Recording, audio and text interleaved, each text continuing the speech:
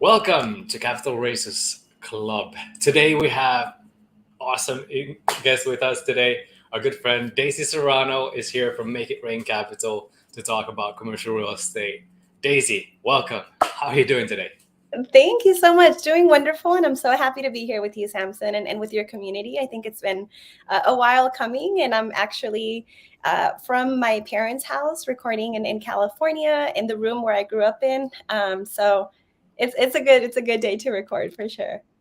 Dope. So you're from California. Could you tell us a little bit more about your background and how you got into commercial real estate? Most of our audience here has, I don't know. We're going to get into the questions and answers a little bit later. For those watching this live, by the way, feel free to pop down questions and we're going to cover them later on.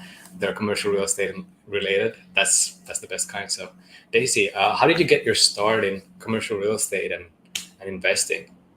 Yeah, so I actually never thought I would be in real estate, let alone the commercial side. I spent 10 years in education, working in international education, working with students and clients from all over the world that were here in the U.S. And I loved it. I love that space. I love the teaching, counseling, working with students directly. And then, came Luke, who's now my husband, was my boyfriend at the time, and introduced this whole concept of rich dad, poor dad and investing. And his parents had a couple single family rentals when he was little. So he'd been introduced to this world of investing, right?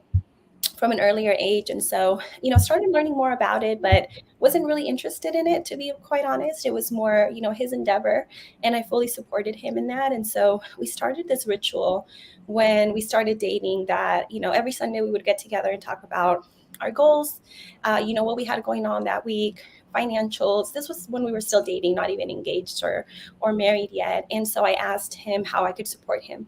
And he said, come to a meetup with me, to a real estate meetup. And I said, okay, I wasn't interested, but I said, if I ask, I have to, actually do it, right? So I went. I wasn't very engaged, I would say. It wasn't quite my thing. Just continued learning, about real estate investing. Found a group of women, which I called my tribe when I was still living in LA, in California at the time, where we were both born and raised in California, in Southern California. And at the time, I started seeing the possibility and linked my big why. A big part of it for me was once I started learning about investing and seeing the power of creating generational wealth and being able to retire my parents, which is one of my big whys, spend time with my family, right? That was something that I saw as achievable within the space. And then, just started learning more, listening to podcasts, I think like so many people, reading books, going to meetups. And in the process, I just kind of got hooked, right?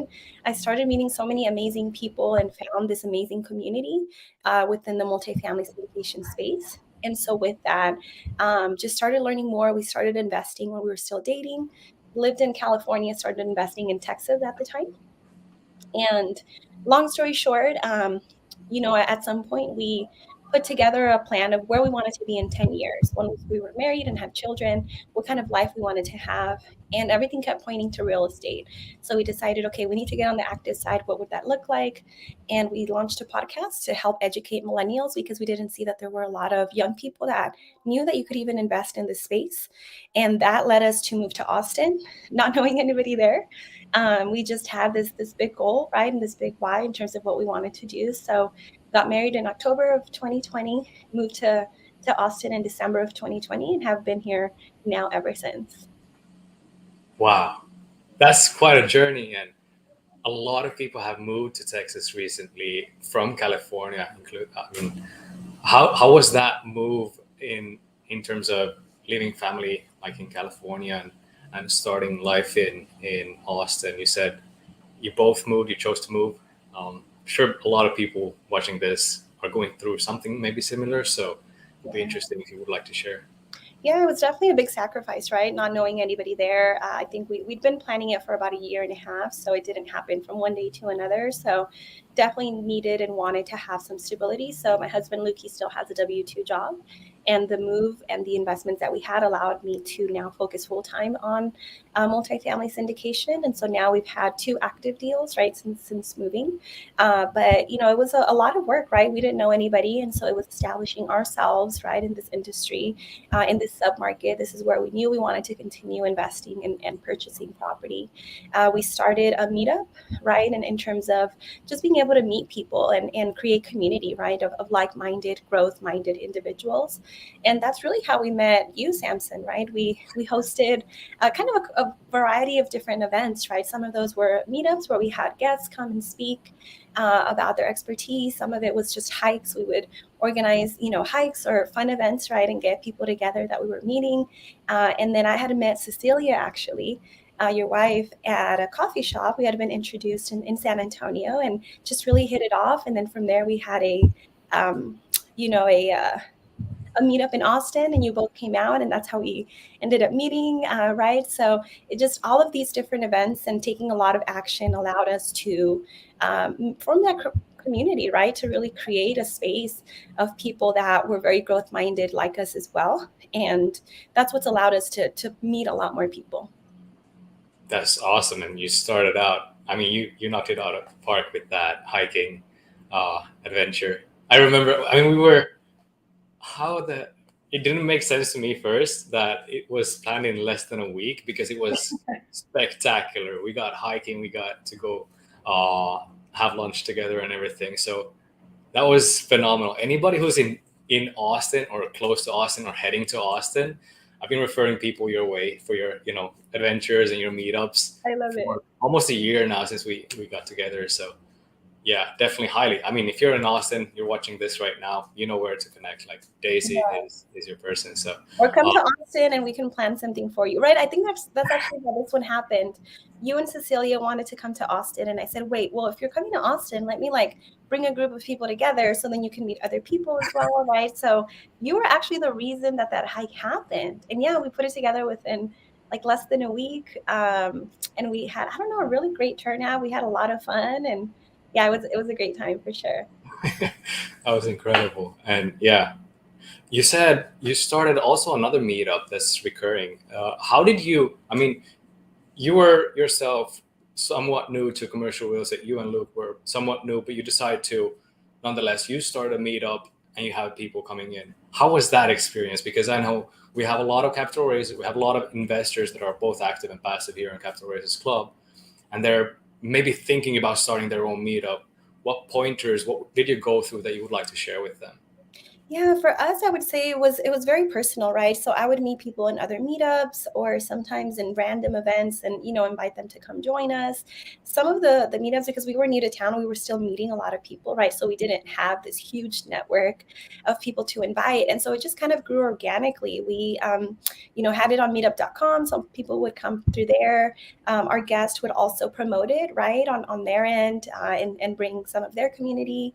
And sometimes we had the smallest I think we had was maybe 6 people, and the largest was, I don't know, just under 40 potentially, right? So it was a pretty wide range depending on the location, the speaker, on so many different things, like how early on we were, right, with the meetup as well. But the way that we saw it is, even if it's something small, when you're adding value to somebody else and doing it from a place of supporting, right? Creating, for us, it was a lot about creating community, meeting people, having those one-on-one conversations. We didn't mind if it was 6 people or 40 or 100, right? And so we didn't really measure it based on who showed up.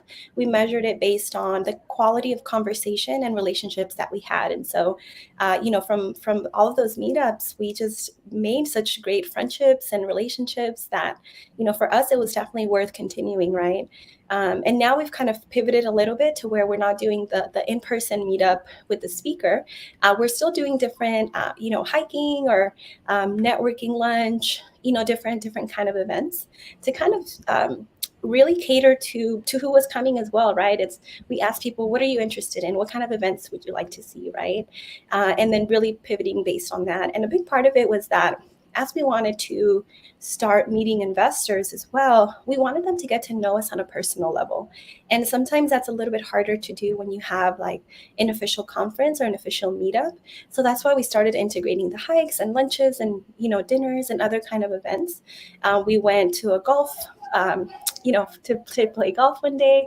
So we just wanted to do different things so people got to know us on a personal level, and we saw, and really saw that we were people, right? We were individuals, and we wanted to be very personable. Yeah, and having gone to your meetups, or one of them at least, so you're definitely that. It doesn't feel, for me at least, it didn't feel like that it was a meetup specifically for commercial real estate, real estate, even though there were a lot of real estate investors and we were communicating, we were having all these great networking sessions too, or got to talk to each other. It was at the same time, yeah, that's why I keep referring people. We have a great question here from Cecilia here on YouTube Yeah. that asked, how did you, Daisy and Luke, decide to start a podcast? Yes, that was actually the first thing before we even knew that we wanted to be active. And the reason we started the podcast is because we started investing ourselves. And the more we were going to conferences and events, we saw that there weren't a lot of young people. And when we would talk about commercial real estate with our family and our friends, nobody knew that this was something that they could be part of, right? So we end up having a lot of the same conversations, right? And so we wanted a platform to be able to share our own experience with others, and just, not come from, I'm a guru and, I've done all these different things, but I'm learning and I want to share with you what we're learning, because there's so much power in creating generational wealth with this vehicle. And there's so many vehicles to do that, right? Not just real estate, but this is the one that we're doing. And so we really came from that place of wanting to educate and provide value to millennials specifically, because we didn't see a lot of young people in this space. So we started the podcast, oh goodness, over 2 years ago, for sure. And that was even before we were moving to Austin. That was before like any of this, right? It was a while back. And in that, we just met so many amazing people.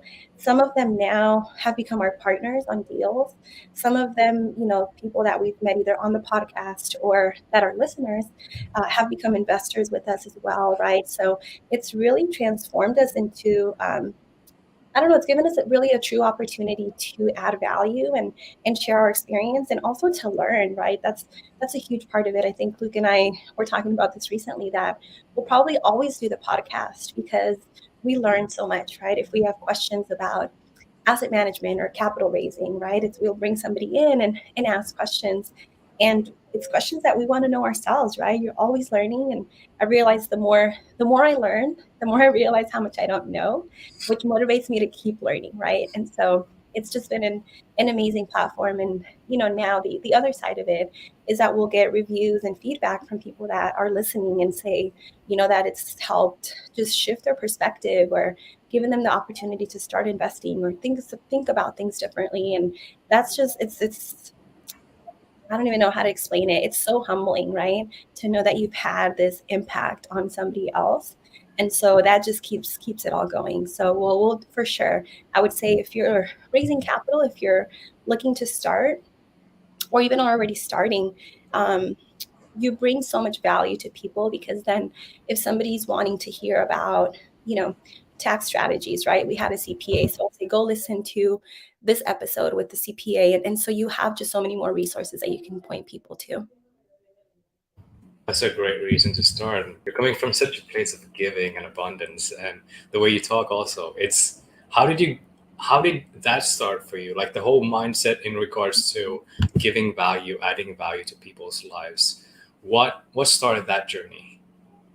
That's a good question, Samson. I think that's very innate to me, to be honest. When I first came into the real estate space, I think I thought I wasn't quite a fit because I was very different, right? My experience was very different. I was an educator for so many years. And I just didn't quite fit the mold, right? My perceived mold, right? Talking about limiting beliefs. And once I came into the industry, I realized what I did for so many years is literally help transition somebody from a whole nother country who maybe doesn't speak the language, is deciding what major to study. This can have like major effects, right, and impact on their entire life, like working with me. And so once I came into real estate, I realized in investing, there's so much education, right? A lot of what we do is to be an educator, to help inform others, not just about our own experiences, but about resources, about who to talk to. And it's all things that I've been doing for years, right? And so, really, my background, I think, taught me how to communicate effectively with people from very different cultures and appreciate difference in a very real way. Um, and to come from a lens of being able to break things down right into easy to understand concepts. And so, having that kind of impact on now somebody on the financial right side of things versus maybe the educational or professional side has been a blessing for me for sure. But I think it's always been there ever since I can remember. Even when I started college, we wrote a letter to ourselves in our first year of college, our first year seminar, and it was around what kind of work we wanted to do, right? What kind of impact? And for me, it always came back to helping people. And I'm, Mexican American, right? Grew up in California, born and raised, but my parents are both from Mexico. And so we're very community oriented, very much so about helping our family, people around us. It's just been very much a part of my upbringing of who I am.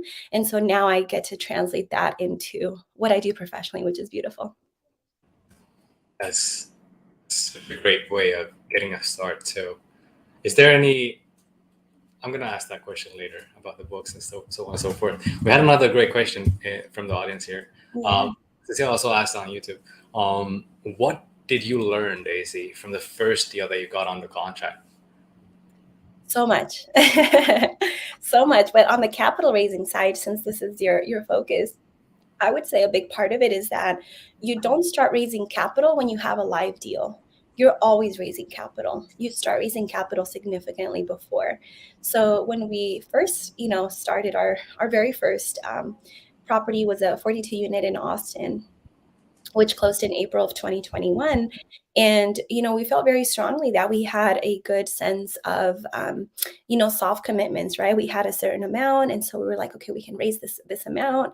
And in going through the process, you just don't know what you don't know.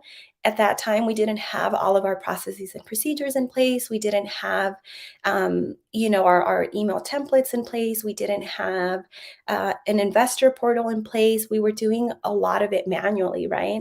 A lot of it was, through Gmail, in terms of communication, following up, a lot of, on Excel, where we were tracking, okay, who self-committed, who didn't, what is the deadline, what documents do we need? And so that taught us that immediately after we closed on that property, we brought in processes and procedures to say, okay, this is the timeline. These are going to be the deadlines. Create some email templates. We're using a CRM to send out information and be able to track who's opening, who's not, who's viewing, who's watching the video, who's doing all, like, have as much data, right, as you can. And then on the other side, we implemented an investor portal, right? So then there we have soft commitments, and you're able to move people from soft commit to, hard commitments, to submitting documentation, to the wiring, to the confirmation, and it's all completely streamlined, right? So that was a huge learning lesson, is that you can't wait until you have a live deal, even if you haven't raised yet. Have a sample of the type of deals, the type of markets, the type of returns that you look for. And that way, when you do have a deal and you have, those procedures in place, you have an investor portal in place, it's going to be a cost up front, right, that you're going to have to pay without necessarily having a raise yet or having a deal yet. But once you do have a deal, it just makes the process so much smoother. Such an in-depth answer, and some of those terms I don't think some of our audience will understand. So when you said that hard commit and soft commit, what is the difference here from somebody who's looking to invest within commercial real estate? What is a soft commit, and when does that come in, and how do you make that a hard commit, and what are those documents that you mentioned? Yeah. Just break that down, please, so that we can. For sure. So a soft commitment is, you have a deal, you present it. So I have a deal, I'm presenting it to Samson. Samson is my investor. And I say, hey, Samson, this is, the deal that I have. Maybe I sent the investment packet, right, with the webinar that's already been made. And I say, this is, the deal that I have. Are you interested? And from there, Samson's going to say, you know what, Daisy, this is a great deal. I want to commit 100,000. When you give me that verbal or written confirmation that you're interested in investing, that's a soft commitment. You're saying, yes, I'm interested, but it's soft, right? It's not saying, here's my money, here's my bank account, here's my social, here's my blah, blah, blah, blah, blah, blah. It's more of a preliminary confirmation, right, of interest. And then once that, is done, then depending on each person's process, our process now is that people submit soft commitments on our investor portal. So on there, they'll say, we'll send out information with all of the links, all of the details. Somebody will go in and say, yes, I'm interested in, Samson's interested in 100,000. Great. From there, you're going to be prompted within our investor portal, for us specifically as an example, to submit certain documentation. So the PPM, a few other, documents. Usually it's about 3 or 4 documents, but they're pretty lengthy, right? It's maybe 100 pages, maybe a couple hundred, depending on what it is. It is a legal agreement, a legal contract that you're signing. So it's definitely very important to make sure you read through it, you understand, right, what you're investing into. Once you sign all of the required documents, then from there, you're usually given instructions on how to wire the money.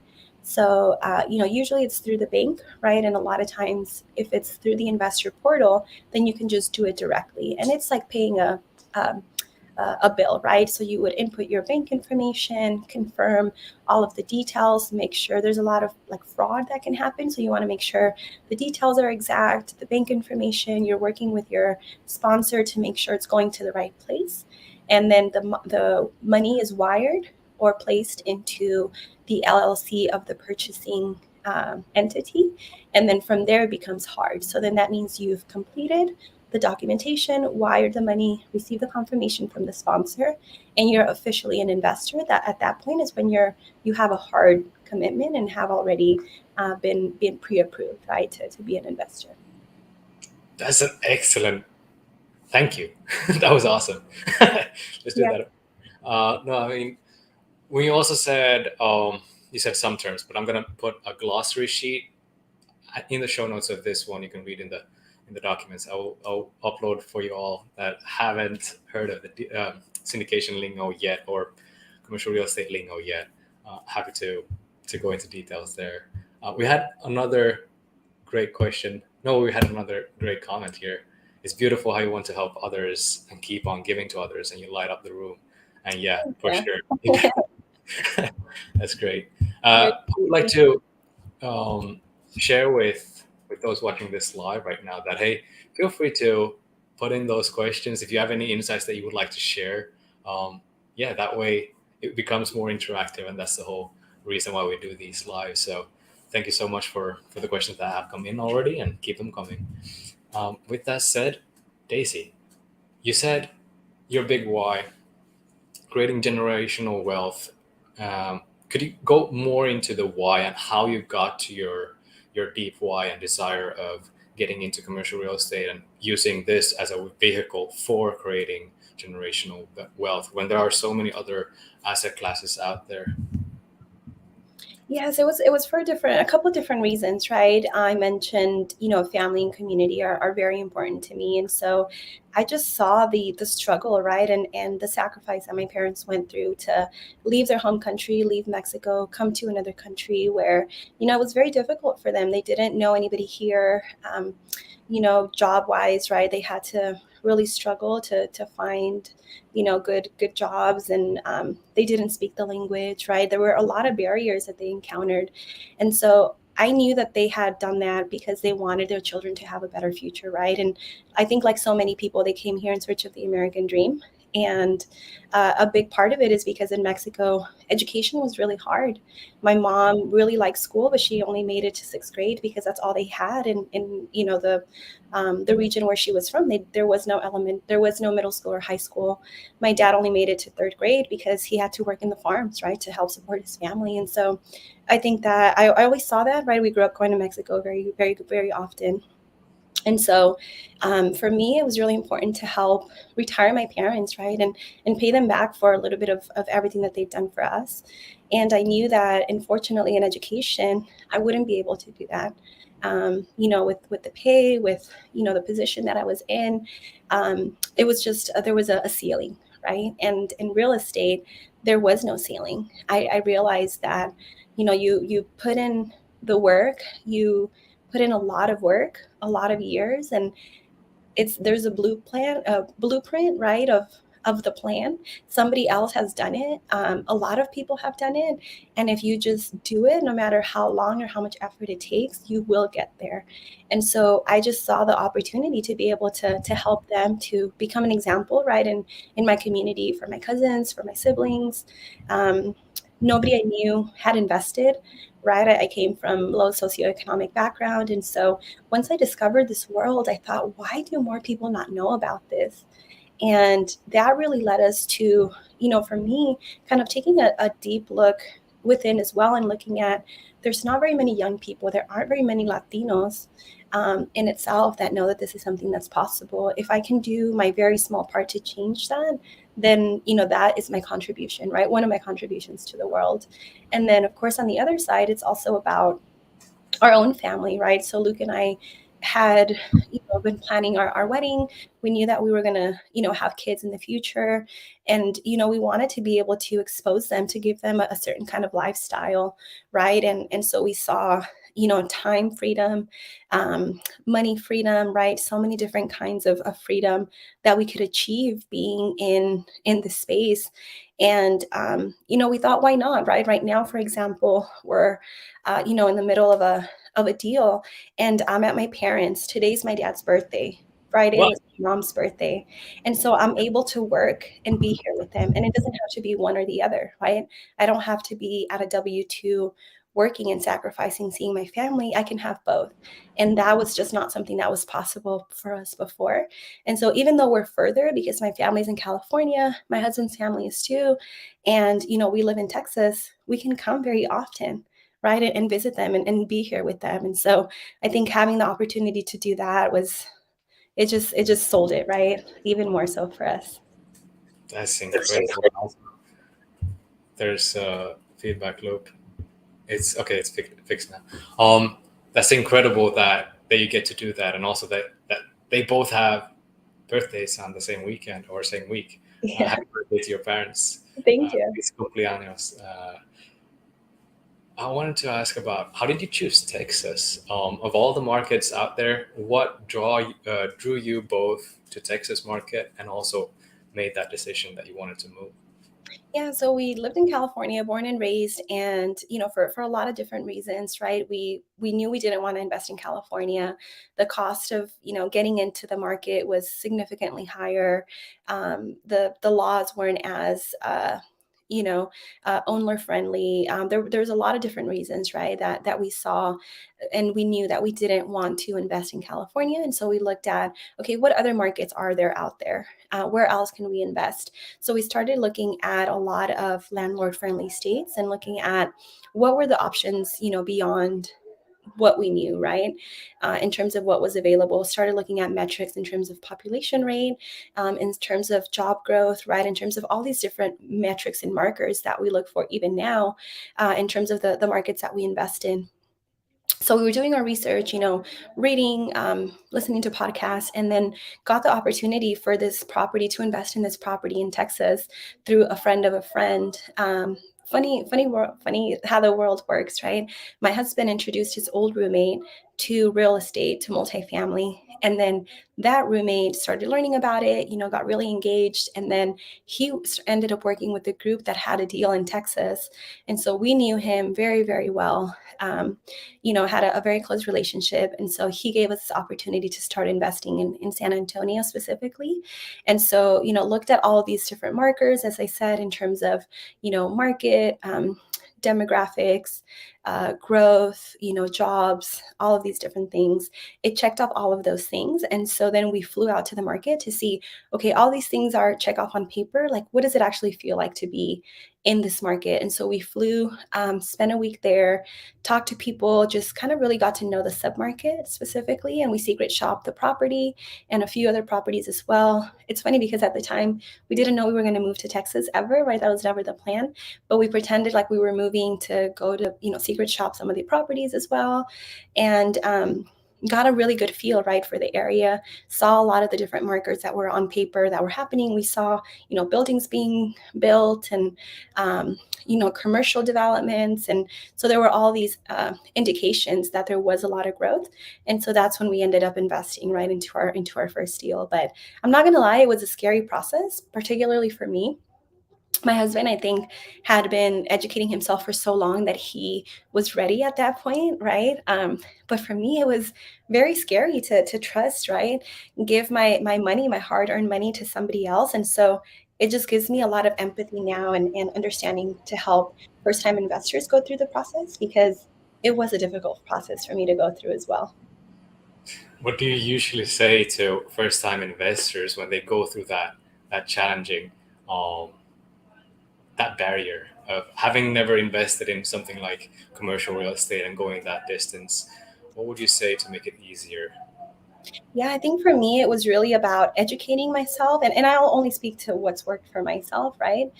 In terms of my advice, it was educating myself, meeting the sponsor in person, right? So having coffee, really putting a face to the name. We'd actually listened to a lot of his podcast as well, his episodes before meeting him. So I felt like I already knew him in a way, which is a great way to build your brand and have people, get to know you better is through the podcast.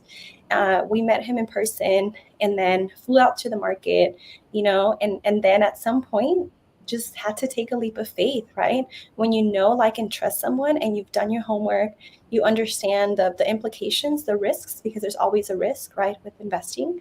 And you mitigate risk, but you can never eliminate risk altogether. So once you have enough knowledge to understand the risk, and understand the market that you're in, like, and trust your sponsor.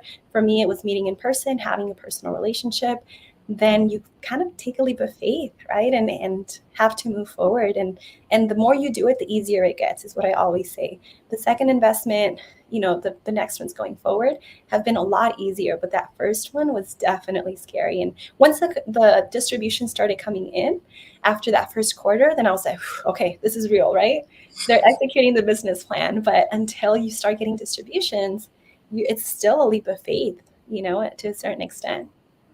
How was the communication, would you say? Or how important is communication for you now when you're talking with your investors, before that first distribution and also all the way to full circle? Yeah, for us, it's actually our sponsors. They don't have like quarterly investor, calls or anything like that. It's all by email, but they're very thorough in their reporting. Like, that is something that we really appreciated. We had, personal communication with one of the sponsors that was also based in LA at the time. Actually, he's still based in LA now. And so I think having that personal relationship, we didn't abuse it. Like, we weren't contacting him all the time and, asking a million questions. And at the time, we didn't even know we wanted to be active. So we were very passive in that term. But we knew that we had the opportunity to reach out if we needed to. And that's really the sort of the feeling and the experience that we want to provide to our investors as well, right? Is that we want them to feel that they can reach out, that we will be available, and also that it's not just transactional, right? We don't want it to just be a business transaction and send us your money, wire us your money, we'll send you a report. Wire us your money, we'll send you a report. Like, we really want it to be more personal. And so with that comes, meeting in person whenever we can, depending on where they are, being available, and just helping them understand the investing process as much as we can. So then it helps them make the process easier once we have a live deal, right? So for example, if somebody's interested in investing and we don't have a live deal, a lot of times I'll offer our previous deal and say, this is just an example, right? The types of returns that we look for. Every deal is different. We can't promise, right? Past projections or past returns are not indicative of future performance. But this is just to give you an idea. Look through the deal deck. Let's get together if you have any questions. The next deal deck for the next deal will be pretty similar. So any questions that I can answer that are not specific to that deal and are just investment questions, let's try to get those out of the way now, so then you can make a decision sooner once there is a live deal. That's the most professional way I've ever heard anybody. I mean, that's a great way um, to get somebody else prepared. That's fantastic. Thank you, Daisy, for sharing. We had a great question here in the audience. By the way, once again, for those watching this live, definitely feel free to put in any questions you have or insights you would like to share. We had Dawn sharing here, best wishes to both your parents, and Thank you. Cecilia sharing also that we noticed while being in Mexico and now Ecuador, that it's not as common here to know about real estate as in the US, for example. Um, yeah, I would like to touch upon that. It's worldwide. I would say it's a different ball game altogether. Um, we had a question from Cecilia live on LinkedIn. How do you think that's going to look in 10 years when you start helping out in Mexico? Do you think more Latinos will start to invest as well? I think so. And I really feel strongly about that because even now, for example, I'm part of a couple Latino based organizations. One of them is Prospanica, which focuses on professionals in different industries, right, in the US and Puerto Rico. And another one is REAL, the Real Estate Association for Latinos, and it's specifically for Latinos in commercial real estate. And, I talk about all of this that we're doing because I don't see enough Latinos that are out there that know that this is something that's possible. I don't think people in general know, right?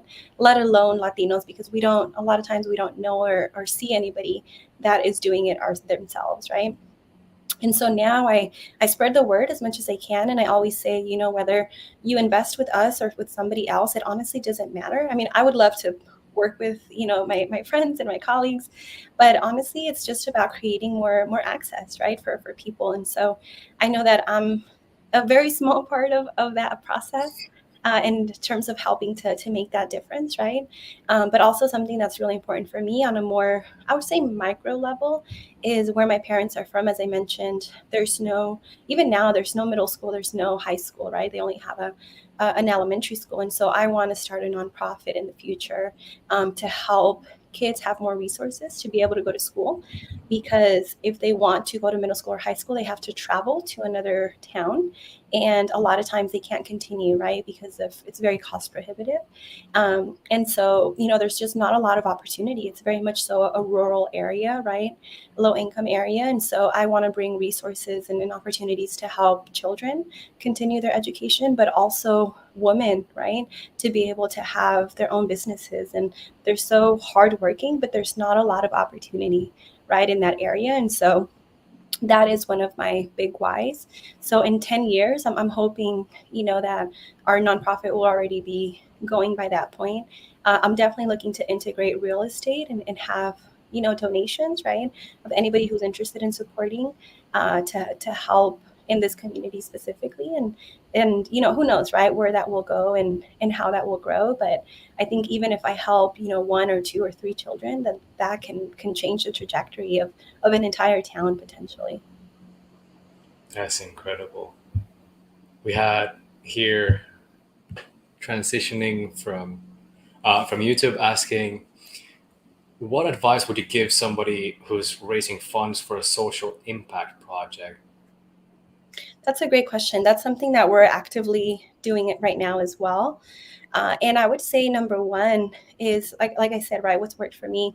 Talk about what you're doing, right? Talk about the social investing and social impact aspect of it, because I'm surprised. I've been surprised at, there's certain return metrics, right, that we're looking for investors, of course. And I always thought before you have to compromise to a certain extent, but you really don't. There's a program out there that is doing exactly that. They're a private equity firm, a private equity firm that are supporting low socioeconomic areas and bringing in resources, bringing in nonprofit organizations to provide after school care, to provide medical care, to provide workforce right training for people that are working in that community, because a lot of times the goal right is to increase the NOI, the net operating income.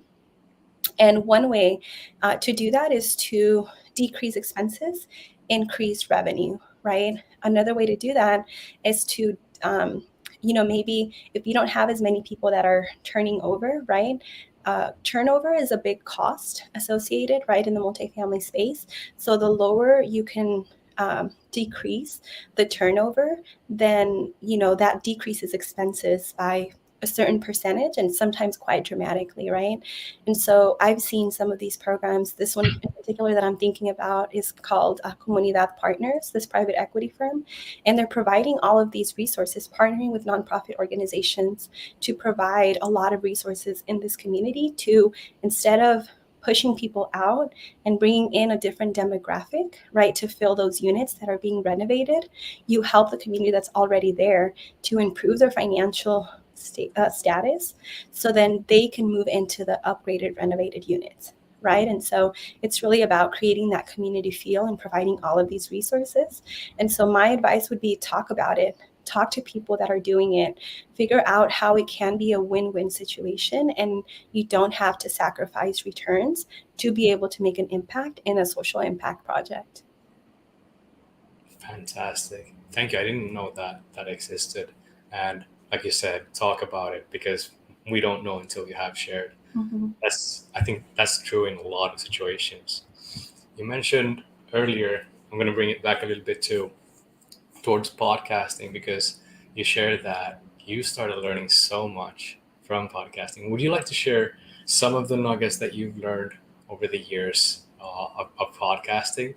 And yeah, any impactful that has changed your way of thinking completely? Feel free to. Yeah. Oh, there've been so many. That's a great question. I would say one big thing is focus on the people, right? Focus on the people that you're investing with. Focus on the people that you're working with, that you're partnering with. Focus on the people that you are, bringing in as vendors, right, into your projects, because this is a long-term relationship, right? It's not quite a marriage. I don't want to offend anybody who is married. It's a little bit different, but it is a very long-term investment and relationship, right? So you want to also, as a sponsor for myself, right, I've decided not to accept capital from somebody that wasn't the right match for us. And that's very hard when you are starting out and you don't have a big investor pool, right? You're looking to raise a certain amount. But I just knew that our values and our purpose didn't resonate, right? And so I knew that it was better to say no to, that 100,000 at the time, versus go 5 to 7 years in a partnership that I knew was not going to be fruitful for him, and it wasn't going to be fruitful for us for different reasons, right? And so I encourage everyone to think about that on all aspects with the partners that you're choosing to work with. Have some of those difficult conversations, right, around partnership, around why did a previous partnership not work? What were some of those factors? Really to be able to understand, well, if some of those factors are also maybe something that I have, or that I, as part of my own experience, then this might affect that working relationship as well, right? So have those difficult conversations up front. Excuse me. Another thing I would say is a rule that we have now with Make It Rain is that we only partner with people that we've known at least a year, because it takes a while, right, to get to know people and get to know them on a more personal level. So, it's not for us just enough meeting at a conference, right? We want to go have coffee or share a meal together, get to know their family, or just have a more personal relationship, right? And that all takes time, especially when partners are in different parts of the country and, doing different kind of projects. So that's another big learning lesson. And then another big one I would say has been when we first started the podcast. For me, I wanted to have everything done before we launched, right? Wanted to have the artwork done, have the perfect outro and intro, have perfect podcasting, with no like ums or buts. And I still have those, as you can hear now, even now. But I had so many reasons to not move forward. Right. And I was doing this with my husband. This was the very first project we ever worked on together as husband and wife. And so he was very much so about, we decide to do something, move on it quick, quick, quick, quick. Like we just get it done. For me, it takes me a little bit longer to process and work through different things. And so we were getting to know each other in terms of our own personal working style and also doing the podcast together. So at some point I said, I don't think we can work together. I don't think this multifamily syndication plan sounds great in paper, but I don't think we can execute, right? Because it's so hard for us to move forward on the podcast. And this is like simple, right? So I would say just that communication piece with whoever it is that you're working with, whether it's your spouse or not, is a huge part of the process. And then I would say the last thing is that your marketing. I used to see marketing and it really would turn me off because I thought, oh, I have to pretend to be someone I'm not, right? On the podcast, on Instagram, on LinkedIn. And John Castman, who has his own podcast that I listened to quite a bit when I was starting out, he focuses on marketing. And one thing he said was marketing should be an essence, an expression of your own essence of who you are. Like you don't have to pretend to be who you're not. And that I found a lot of freedom in that because then I realized, oh, I can be me, right? I can be Daisy. I don't have to be X, Y, and Z that's in this industry. I don't have to pretend to dress or sound or talk like somebody else. I can be me, and your tribe, the people that resonate with you, will follow, right? And will become part of your community. And the people that don't won't. And that's okay because there's somebody out there for them.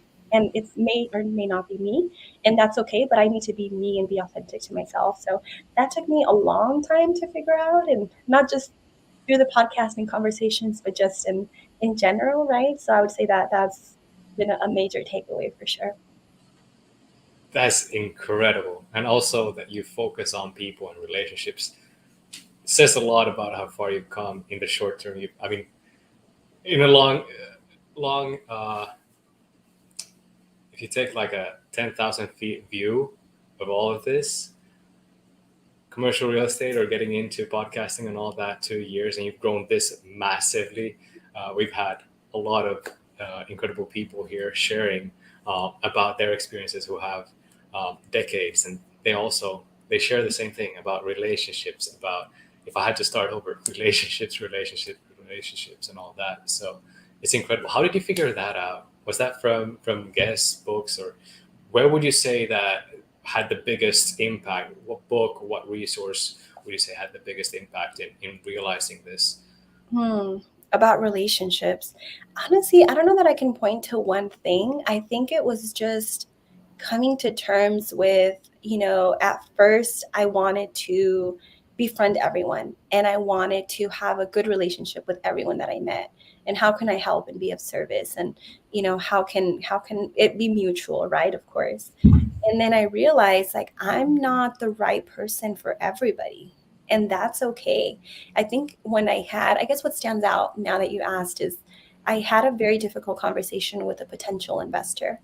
And he was rude, right? And asking, and I didn't mind the questions because they were all actually very great questions, very in-depth questions.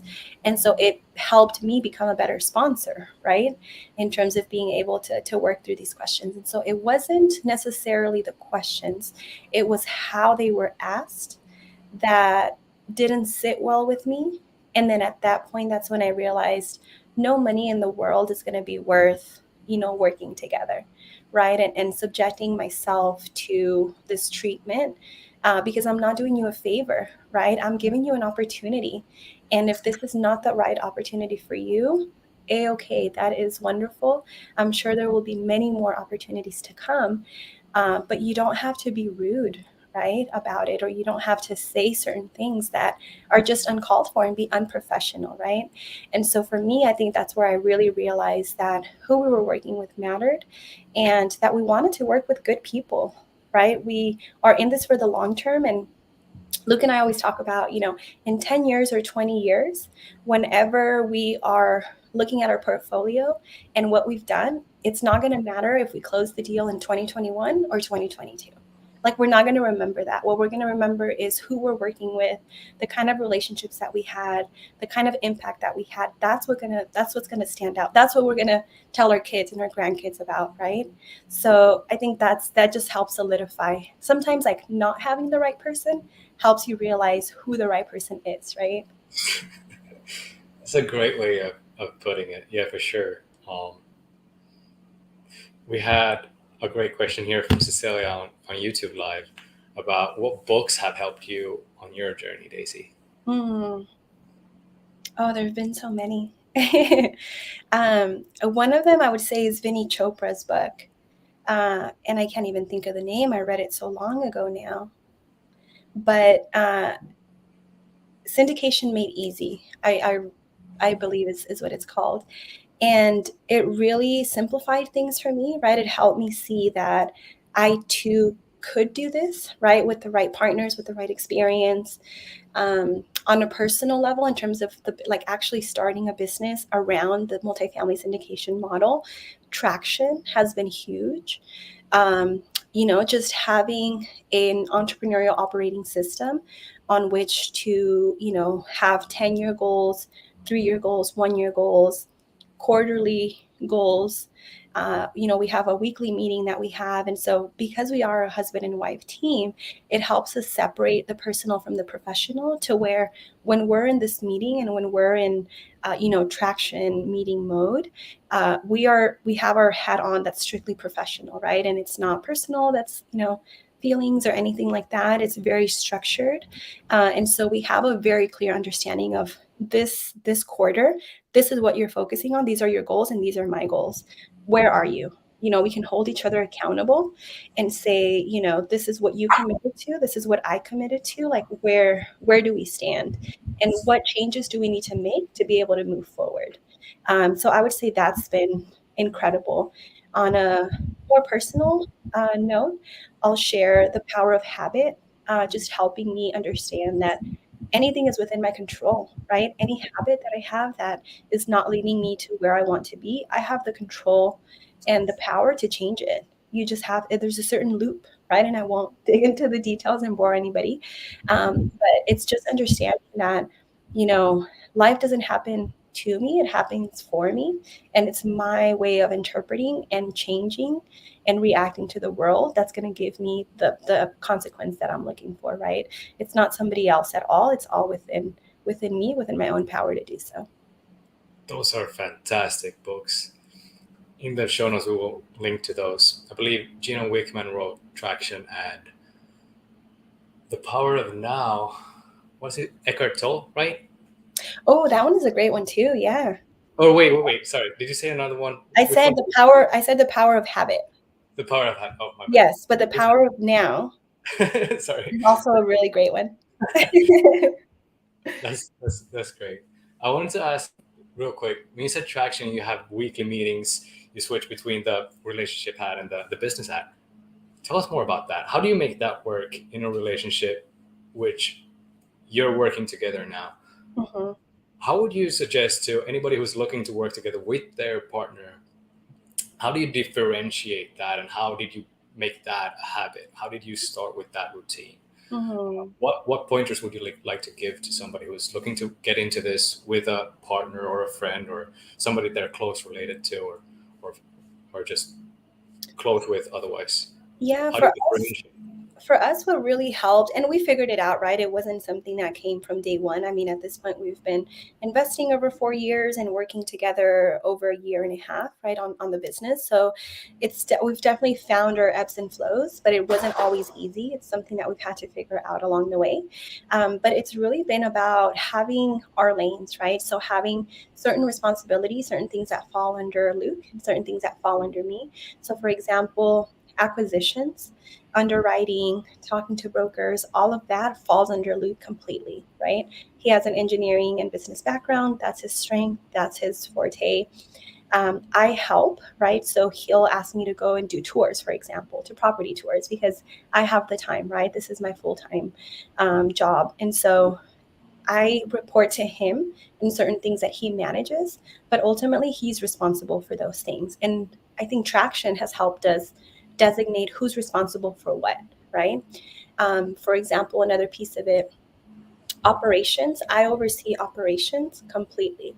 But if I need his help with something, then I'll add a tag or a task to our CRM, and it sends it to him directly in terms of this is what I need from you, right? So he supports my operations focus, but he doesn't oversee it. And then investor relations, I oversee investor relations completely. And when we're doing capital raises, it's all hands on deck. So we're both involved, heavily involved, but I'm the one that's overseeing it and moving things forward, right? And so it's really been about each of us having our own designated lanes in terms of what we focus on. And ultimately, if I have to support him or he asks me to support him on something, I do and I will. But he's responsible for coming to me and saying, hey, is this done or is this not done? Right? That's his responsibility because he's overseeing me on that. If I'm overseeing him on something else, then, I come to him and I have to give him that, right? So something that I'm not as good with, that I'll be very open with is I love going to tours. I love doing the property, walkthroughs. I'm not as good as getting back and putting the notes in to the CRM right away. So a lot of times he'll say, hey, I didn't see the notes yet.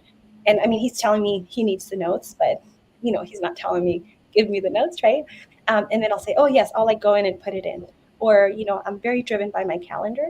So he'll just add it to my calendar and then I'll do it. So we've kind of gotten to know what works for him, what works for me. But it's taken a while. So I would say a lot of communication and then having your clear designations and being open to changes as well, because so many things change on a regular basis. And so being open to a lot of constant change. That's a phenomenal answer. Thank you so much. Hey, Daisy, what thought or what insight would you like to leave Capital Races Club audience with today? Before we go to the contact details and all that, what would you like to say to somebody who's listening to this episode and take away from this episode? Yeah, what I want you to know listening to this, and thank you for being with us and sharing your time with us. And what I really want you to know is that you can do it, right? Then anybody can do it. It's going to take time. It's going to take dedication, but there's a blueprint out there, whether you're looking to raise capital, whether you're looking to, find the deals and acquire them, right? Whether you're looking to bring the debt, whatever that might be, whatever your focus is, it's that you can do it. Because I had a lot of doubt and insecurity when I first started, right? In terms of my experience, my background, not knowing anybody that did it, yada, yada. The list goes on, right?